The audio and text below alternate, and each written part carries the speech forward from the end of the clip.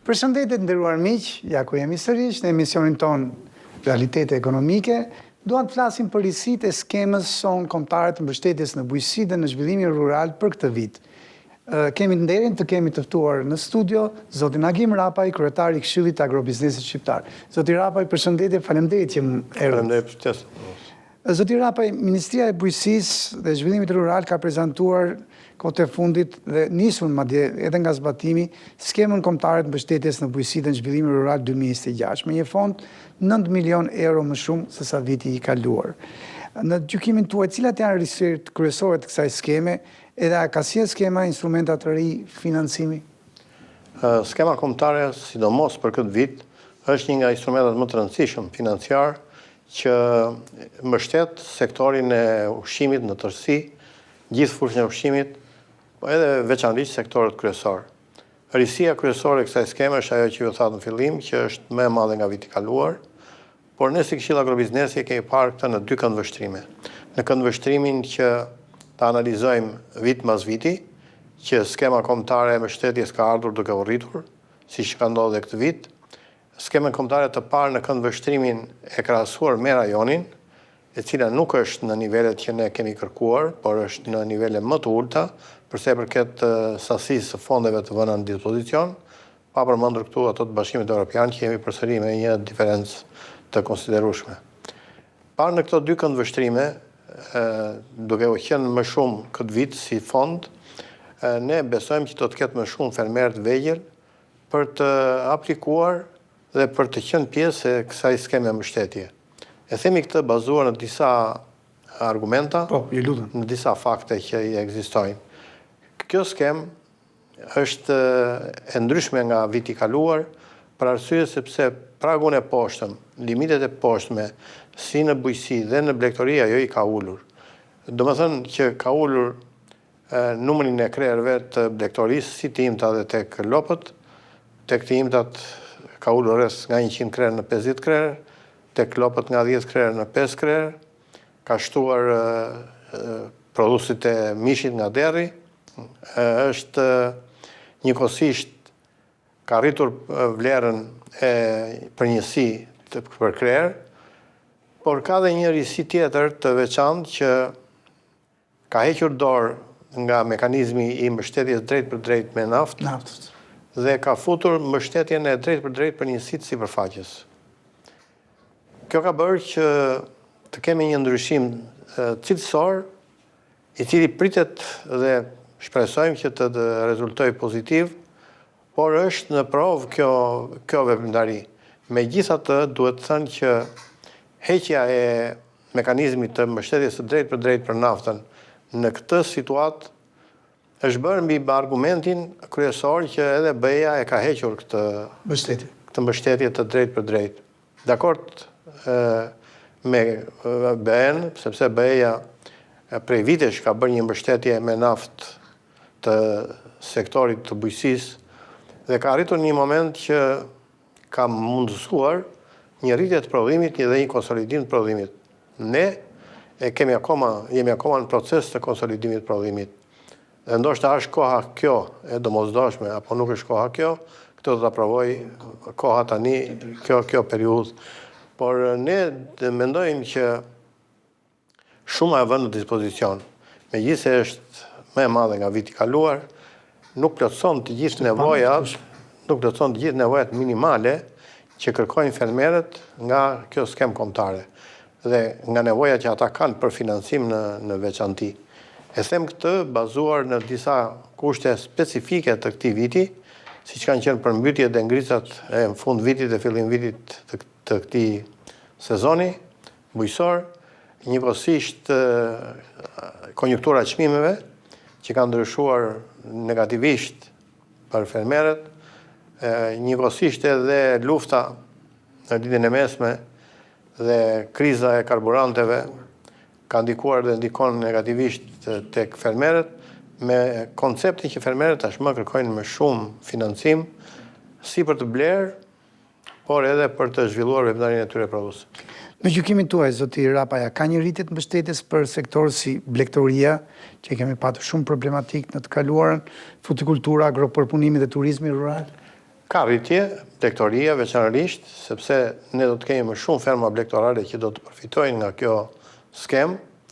Njëkohësisht kemi rritje tek prodhimet organike dhe tek certifikimi Global Gap, që edhe kjo është lidhur ngushtë me cilësinë, edhe kjo është një anë pozitive e skemës së mbështetjes, por natyrisht që përsa i përket mbështetjes për njësitë sipërfaqes, këtu do të ndeshim disa probleme që kërkojnë të zgjidhen sa më shpejt që të jetë e mundur. Problemi i parë ka të bëjë me parcelizimin. Një mbështetje për njësitë sipërfaqes është e lidhur ngushtësisht dhe do të ndikohet nga parcelizimi i tejskajshëm. Ne kemi rreth 1.8 milion parcela dhe është e pamundur që të kryhet kontrolli në këtë parcelizim që kemi, dhe unë nuk di sa kapacitetet që ka ZBR-ja për kontroll do të mundin që të ndjekin historinë normale të kësaj skeme. Ama një zgjidhje kjo e ka, dhe zgjidhja është digitalizimi i parcelave, dhe nëse realizohet kjo, besoj edhe kjo mbështetja për njësitë sipërfaqes, megjithëse është e limituar, do të ketë sukses. Ju përmendët pikërisht risitë teknologjike të skemës, apo luan një rol në zbatimin e saj, digitalizimi që përmendët, apo nxitet përdorimi i teknologjive moderne dhe i bujqësisë inteligjente sipas jush? Skema me këto kapacitete që ka dhe me sasinë e vënë në dispozicion, ndikon jo shumë tek digitalizimi, për arsye sepse digitalizimi kërkon një strategji të posaçme dhe nuk mundet që skema të ndikojë. Ky kërkon fonde të posaçme, program të posaçëm, mbështetje në front që të mund të realizohet, sepse ka 4-5 vjet që ka filluar si proces dhe akoma nuk kemi një konsolidim të këtij procesi të digitalizimit. Përse për këtë inovacionit, unë besoj që ka ardhur koha që nëpërmjet skemës ne të mbështesim inovacionin, e veçanërisht ka të bëjë me serat, dhe ne duhet të futemi tashmë nga serat tradicionale tek serat inteligjente, tek serat e Arkimedit, që janë të lidhura ngushtësisht me të ardhmen e prodhimit të perimeve në veçanti, por jo vetëm prodhimit, por edhe të energjisë, edhe të akvakulturës, që përmes këtyre metodave inovative kanë gjetur zbatim në vende të tjera. A ndihmon kjo skemë në gjykimin tuaj në krijimin e vendeve të reja të punës, frenimin e emigracionit dhe përmirësimin e infrastrukturës rurale? Nuk besoj që ka ndonjë ndikim të qëndësishëm, për arsye sepse shuma e vënë në dispozicion është e limituar, është e copëzuar dhe vendet e reja të punës kërkojnë më shumë financim, por ka një risi vetëm që ne duhet ta përmendim. Kjo skemë për herë të parë mbështet të rinjt me 10 milion lek grant, dhe kjo do të ndikojë pozitivisht tek sektori dhe tek të rinjt veçanërisht. Mbështetja e të rinjve është dhe grave, që ka një specifik të veçantë, besoj që ndikon tek ajo që ju pyetët. Në gjykimin tuaj, pyetje që kemi bërë çdo vit, sa herë që kemi patur skemat e mbështetjes së zhvillimit ton rural, zoti Rapaj, a ndihmon eksportet bujqësore? Po natyrisht ka një ndikim tek eksportet, por Jo të drejt për drejt, po them. Por faktikisht si vjet duke qenë në një situatë të tillë të konjunkturës së çmimeve dhe të situatës luftës, nuk besoj se do të ketë ndonjë ndikim të qëndësishëm. Pyetja e fundit për bisedën tonë sot, cilat janë sfidat kryesore në zbatimin e saj, sipas jush, dhe a mund të përmirësohet duke zbatuar efektiviteti i skemës? Unë mendoj që skema duhet të përqendrohet më shumë tek procesi i kooperimit. Duhet të mbështesim më shumë grupet dhe grupimet, sepse është kjo ajo që ne do të na bëj të zgjidhim problemet që kemi në sektorin e bujqësisë. Kjo skem nuk ka të forcën e duhur dhe kapacitetin për të mbështetur kooperimin veçanti. Janë mbështetur SHBB-t në një farë mënyre, por nuk kemi shoqëritë bashkëpunimit bujqësor që të jetë të ndjehet kjo mënyrë e skemës. Prandaj është e domosdoshme që skema të shihet në këtë prizëm, në mënyrë që të mbështes dhe të krijoj grupimin dhe të mbështes grupimin në mënyrë të tillë që ne të zgjidhim një sër problemesh të tjera.